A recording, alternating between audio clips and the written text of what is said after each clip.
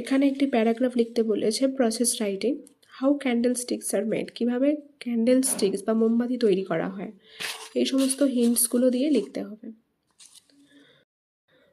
Process writing, how candle sticks are made, কীভাবে মোমবাতি তৈরি করা হয়। People use candle sticks for light, for decoration at their homes, for events and also for religious purposes. Specially in Diwali we decorate our homes with this beautiful candle sticks. লোকেরা মোমবাতি ব্যবহার করে লাইটের জন্য, তাদের বাড়ি সাজাবার জন্য, কোনো ইভেন্টসের জন্য, কিংবা কোনো ধার্মিক কাজকর্মে। বিশেষত দিওয়ালিতে আমরা সবাই আমাদের বাড়ি সাজাই মোমবাতি দিয়ে। At first wax is collected from the market, প্রথমে মোম কালেক্ট করা হয় মার্কেট থেকে, তারপরে সেই মোমটাকে কি করা হয়, গলানো হয় মিডিয়াম ফায়ার, মানে মধ্যম আছে।